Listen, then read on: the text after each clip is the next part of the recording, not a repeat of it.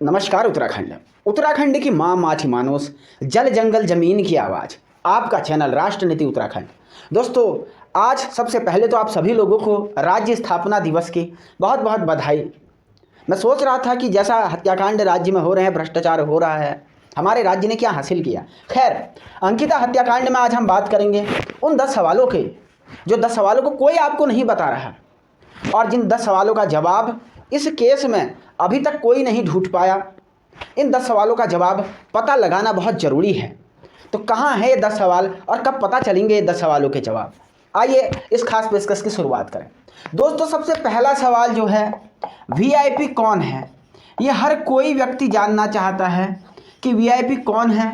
और कई लोग कहते हैं कि वीआईपी सरकार से जुड़ा हुआ ही कोई व्यक्ति हो भी सकता है, वरना अभी तक इसका खुलासा हो जाता। हो सकता है कि वो इतना ताकतवर हो कि कहीं सरकार गिरने की नौबत ना आ जाए, अतः उसे बचाया जा रहा हो। वरना इतनी बड़ी सरकार के लिए एक वीआईपी का नाम पता करना कौन सी बड़ी बात है।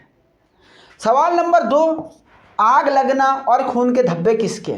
आपने देखा होगा रिसेंटली रिसोर्ट में आग लग गई और स्थानीय लोगों का कहना है कि रिसोर्ट में खून के धब्बे थे। तो खून के धब्बे किसके थे? आग किसने लगाई?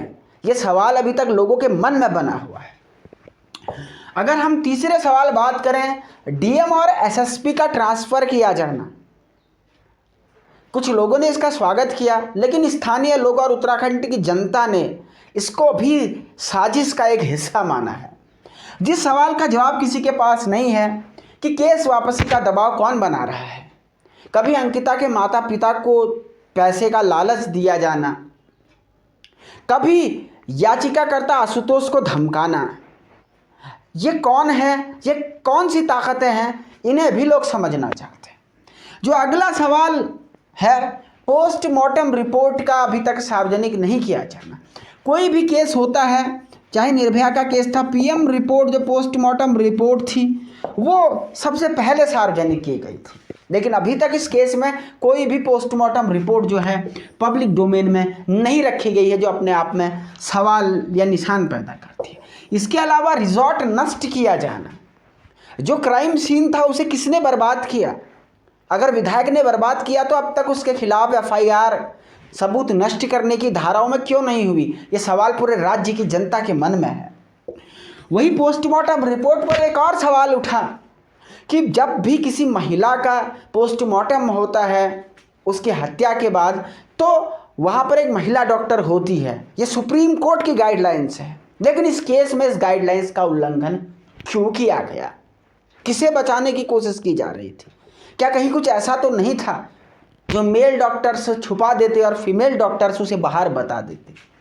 इसके बाद पुलकित का कमरे में होना, जिस दिन अंकिता की हत्या हुई उस दिन सुबह 6 बजे अंकिता कमरे में रो रही थी, वहां के चश्मदीदों ने मीडिया में आकर के कहा है। तो क्या पूरी परिघटना थी अभी तक किसी को नहीं पता। इसके अलावा बलात्कार नहीं हुआ है, रेप नहीं हुआ है, यह लगातार जांच समिति का कहना है, लेकिन क्या वास्तव में ऐसा नहीं हुआ था? अगर हुआ भी होता, महिला डॉक्टर तो थी नहीं वहां पर।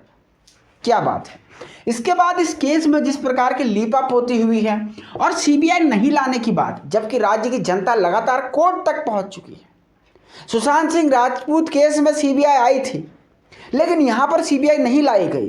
कारण आप समझिए, इस बात को सोचिए।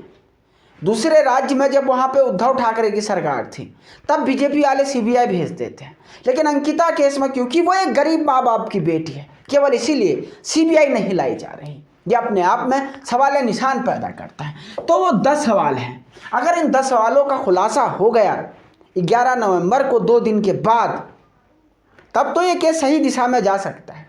लेकिन अगर इन 10 सवालों का खुलासा नहीं हो पाता है चार्जशीट में, केस डायरी में, तो ये केस भी कहीं ना कहीं किरण हत्याकांड जैसा हो जाएगा, जिसे फाइनली सुप्रीम कोर्ट ने छोड़ दिया।